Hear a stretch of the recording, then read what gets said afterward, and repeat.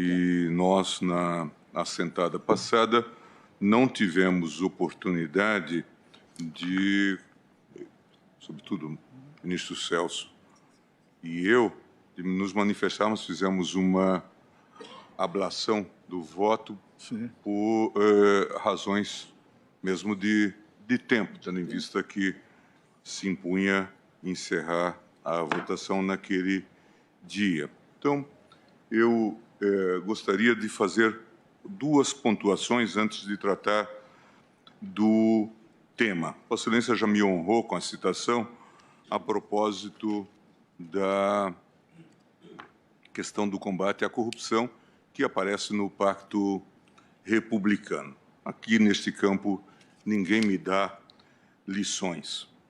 Agora, a minha preocupação com os abusos nessa seara vem de longe. E em relação à Lava Jato, eu tenho uma nota, vou só resumir.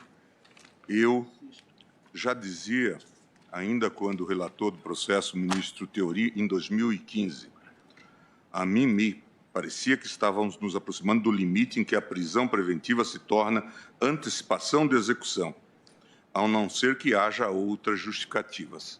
Era o HC de Renato Duque, 125.555. Depois eu disse que tínhamos um encontro marcado com essas alongadas prisões que se determinam em Curitiba e tínhamos que nos posicionar sobre esse tema que, em grande estilo, discorda e conflita com a jurisprudência que desenvolvemos ao longo desses anos. Reclamação 25362 do ministro Edson Fachin. Vossa Excelência mesmo, e aqui também foi objeto de censura, o fato de restringir-se a competência da 13ª Vara como fosse uma competência universal, Vossa Excelência disse. O Tribunal deixou claro, no caso de Vossa Excelência, o Tribunal deixou claro que o fato de a Polícia Judiciária ou o Ministério Público denominarem de fases da Operação Lava Jato uma sequência de investigações sobre crimes diversos não se sobrepõe às normas disciplinadoras da competência. É algo mais ou menos óbvio, mas precisa se dizer o óbvio. E que nenhum órgão jurisdicional pode se arvorar de juízo universal de todo e qualquer crime relacionado a desvio de verbas para fins político-partidários.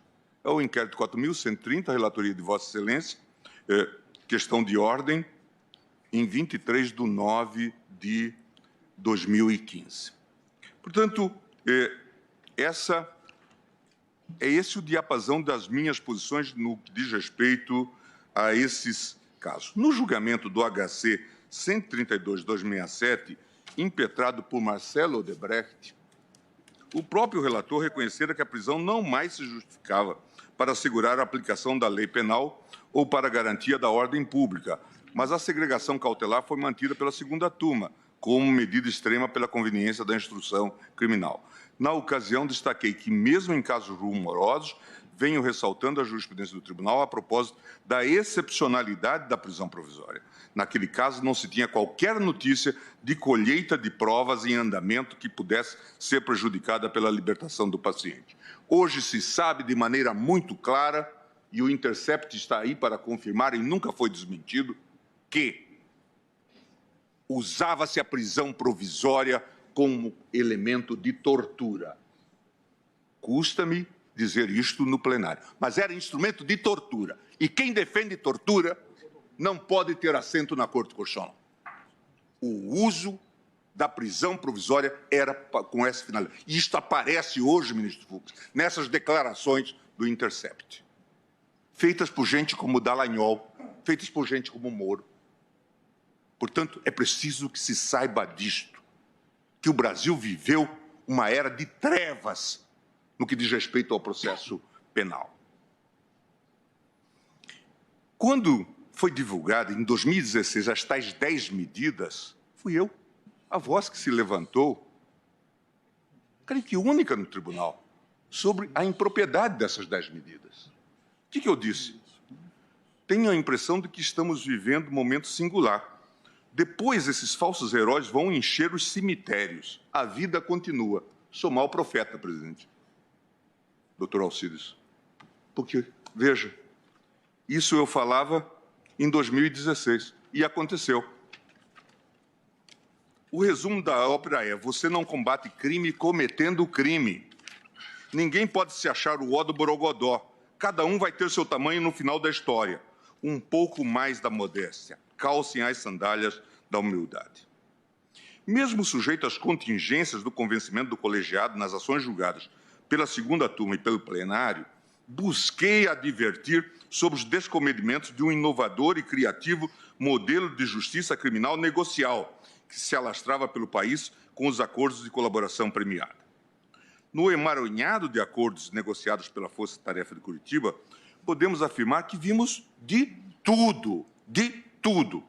Ao apreciar a questão de ordem na PET 7074, em que esta Corte discutia os poderes do relator para homologação dos acordos de colaboração premiada celebrados entre o Ministério Público e integrantes do Grupo JF, meu voto trouxe sérias advertências sobre os abusos cometidos pelo parquê na celebração de tais acordos. Aqueles acordos em que atuava aquela dupla Fernanda Tortman e Miller.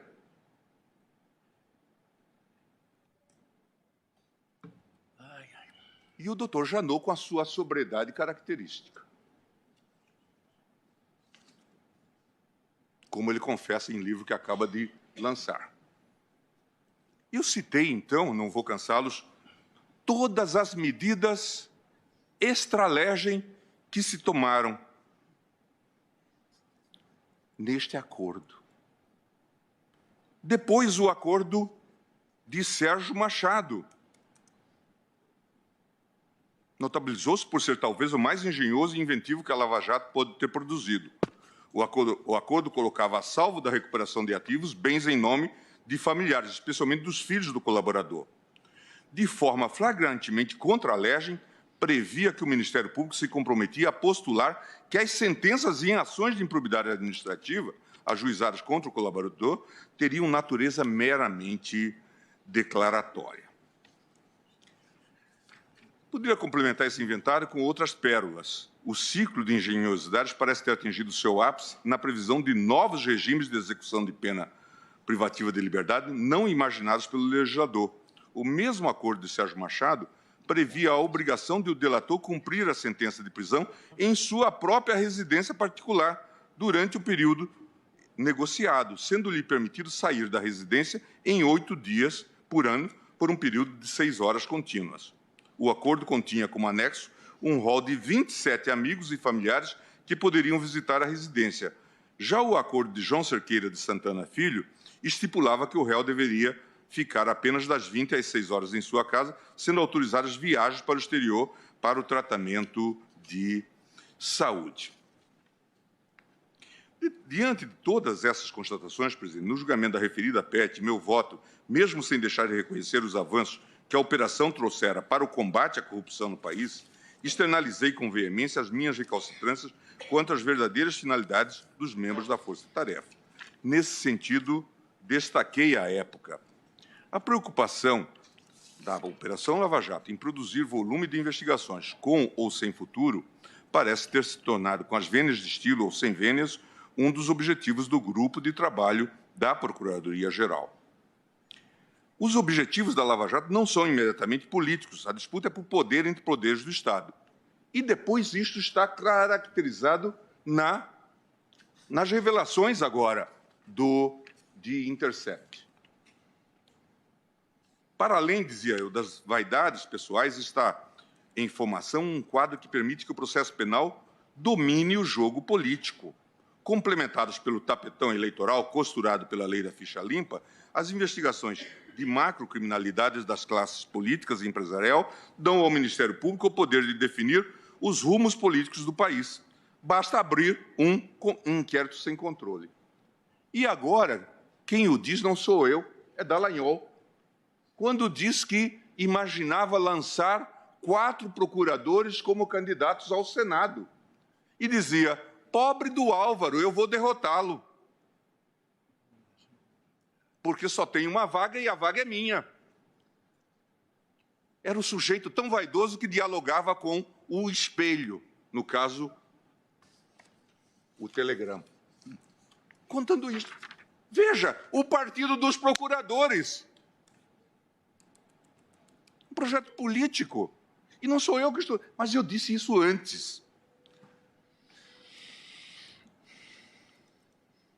Na apreciação do HC 143.333, impetrado por Antônio Palocci, dediquei parte do meu voto a denunciar que a corrupção já havia chegado à Procuradoria. E falei dos episódios Miller, Fernanda Tortman e tudo o mais. Em 16 de março de 2009, ainda antes de serem reveladas as mensagens do The Intercept, o tribunal julgou o inquérito 4435, quarto agravo regimental, no qual se discutia a extensão da competência da Justiça Eleitoral para julgar crimes comuns conexos aos eleitorais, previsto no inciso 4º do artigo 109 da Constituição e no inciso 2, artigo 35 do Código Eleitoral. Mais uma vez, não me furtei a denunciar. Este é o relator ministro Marco Aurélio. Na oportunidade, busquei deixar claro que a tentativa do Ministério Público de mudar a competência da Justiça Eleitoral, a qual permanecia incólume em todas as constituições brasileiras, diga-se de passagem, por amor à verdade, não houve modificação de entendimento nessa matéria. Eu disse, é preciso o combate à corrupção dentro do Estado de Direito. Não se pode combater a corrupção cometendo crimes, ameaçando pessoas, exigindo delações ou fazendo acordos, tendo irmão como dono de escritório porque passa as delações. Tudo isso não é compatível com a ordem do Estado de Direito. Assim se instalam as milícias brasileiras. Esquadrão da Morte é fruto disto. É preciso ter cuidado. Quem investiga tem que observar o Estado de Direito. Conúbio entre julgador e polícia pode ter até algum fetiche, até de índole sexual. Moderação aqui.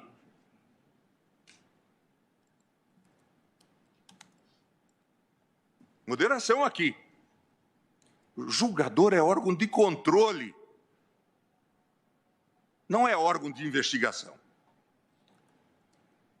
Tenho minha consciência tranquila, presidente, que desde as fases iniciais da operação, ainda em 2014, exerci de forma responsável o controle jurisdicional dos atos praticados pela Polícia Judiciária, pelo Ministério Público e pelo próprio Poder Judiciário relacionados à apuração de fraudes no sistema Petrobras.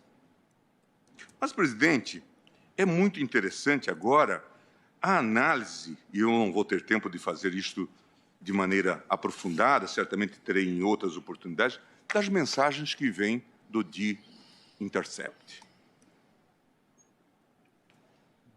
Não parece haver dúvida de que o juiz Moro era o verdadeiro chefe da força-tarefa de Curitiba. Em diversos momentos, o magistrado direcionou a produção probatória nas ações penais e aconselhou a acusação, inclusive indicando testemunhas e sugerindo a juntada de provas documentais. Quem acha que isto é normal, certamente não está lendo a Constituição e o nosso Código de Processo Penal. Ao apreciar a denúncia formulada contra o suposto operador Zvi Skornik, Moro deu por falta de provas de um suposto depósito em favor de Eduardo Musa, que seria determinante para a recepção da denúncia. Como um verdadeiro coach da acusação, o juiz avisou a Deltan, o qual, tratando com os demais procuradores, informou que tem um depósito em favor de Musa e, se for por lapso, que não foi incluído, ele vai receber amanhã e dá tempo. O magistrado ainda tinha a função estratégica de sugerir aos procuradores a ordenação das fases da operação, considerando, é claro, o seu interesse midiático. O quadro de esquizofrenia nas funções de juiz não chega a passar despercebido pelos próprios membros da força-tarefa. Em mensagem atribuída à doutora Monique Schecker, a procuradora demonstra ter clareza que Moro viola sempre o sistema acusatório e é tolerado por seus resultados. Está aqui no Intercept. Aqui não há como deixar de reconhecer que a própria dignidade dos membros do Supremo foi vilipendiada, presidente, em diversos episódios desta triste tragédia. Em um dos lamentáveis episódios descobertos, após a Polícia Federal ter anexado aos autos um processo da Lava Jato, indícios probatórios envolvendo autoridades com foro no STF, Moro e Deltan com o apoio da Procuradoria-Geral da República, articularam a escolha do qual inquérito o juiz deveria encaminhar para o STF. Falei com Pelela. Ele disse que se resolve com a remessa dos autos. Ajustei mandar Odebrecht e disse que manteríamos Suvi e Santana, com o que ele concordou, e disse que cindirão e devolverão. E confidenciou que na próxima semana a pressão se transferirá para lá e esquecerão isso. Quanto à decisão de ontem, ele disse que certamente as coisas se acalmarão. Isso para não falar, presidente, das investidas dos membros da Força Tarefa para investigar ministros do Supremo. Em outro célebre diálogo, Dallagnol, sem o menor pudor, pede ao ex-chefe de gabinete da PGR, o Pelela, o endereço do presidente Dias Toffoli, a fim de trabalhar em dados de inteligência. Pelela queria refletir em dados de inteligência para eventualmente alimentar vocês. Sei que o competente é o PGR, risos, mas talvez possa contribuir com vocês com alguma informação, acessando umas fontes. Você conseguiria, por favor, descobrir o endereço do apartamento do Toffoli, que foi reformado? Era para envolvê-lo, presidente, na delação da OAS. Era disso que se tratava. Como denominar isto, presidente? Como denominar isto? Poucos dias depois, pede-se de novo a informação. E Pelela dirá, não é apartamento, é casa onde Toffoli mora. E fornece o endereço. É disso que nós estamos falando, presidente. Essas insinuações parecem ter atingido seu grau máximo quando, insatisfeitos com a concessão de ordem em sede de habeas corpus, os membros da Força Tarefa, em um evidente delírio, elucubraram que eu seria beneficiário de contas e cartões de crédito mantidos na Suíça. Na ocasião, a possibilidade de membros do MP apurar dados a respeito do ministro do Supremo é tratada com ironia e desdém. Vai que tem um para o Gilmar Mendes. Para o Gilmar. Diz o procurador Roberto Pozobon. Aparentemente, nem os relacionamentos entre os membros dessa Suprema Corte escapavam ao conhecimento dos membros da Força Tarefa, que previamente já contavam com os votos e posicionamentos de cada um de nós. Em uma das anedotas assaz curiosas, Dallagnol conta para os procuradores que Fux disse quase espontaneamente que Theory fez queda de braço com Moro e viu que se queimou, portanto não podia lutar contra Moro. Dallagnol teria revelado ainda que os procuradores do Lava Jato podiam contar com ele, com Fux, com o que fosse preciso. Ao saber do diálogo, Moro sagra. In Fux we trust. Até o próprio relator dos processos da Operação Lava Jato no STF, que sempre se destacou pela sua mais absoluta integridade e isenção nos seus posicionamentos, era taxado como um juiz conivente com a organização criminosa de Curitiba. Em outra conversa, Deltan aponta: caros, conversei 45 minutos com o Fachin. Ahá, o Fachin é nosso. Sequer a ministra Carmen Lúcia foi poupada após tomarem ciência de uma DPF ajuizada pela Rede de Sustentabilidade, houvera sido distribuída à eminente ministra. Os procuradores não revelam nenhum pudor ao acusá-la de frouxa. A configuração de um quadro sistemático e reiterado de ofensas à legalidade e aos princípios constitucionais da ampla defesa dos investigados tornou-se incontroversa com o desvendamento de uma verdadeira máquina de provas ilícitas que era utilizada pela Lava Jato, muitas vezes de forma espúria e para enganar o Judiciário e o próprio Supremo Tribunal Federal. As informações reveladas dão conta de que a Força Tarefa utilizou sistematicamente contatos informais com autoridades na Suíça e em Mônaco e contatos com a Receita. Veja que aqui há uma passagem que eu estou omitindo de uma conversa entre Dallagnol e Roberto Lionel, que depois veio para o COAF, em que ele pede se dava para dar uma olhada informal em dados da Receita relativos a familiares do presidente Lula. Investigação informal. E depois pergunta, será que essa vista de olhos passará ao largo do seu supervisor em Brasília? Portanto, investigação informal na Receita.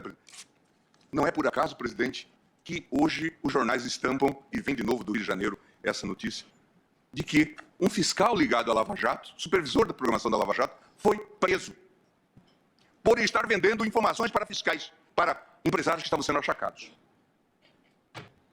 Marco Aurélio da Silva Canal estava fazendo investigação, inclusive em relação a mim, na Receita. Veja, certamente amando dessa gente. É gangster no comando.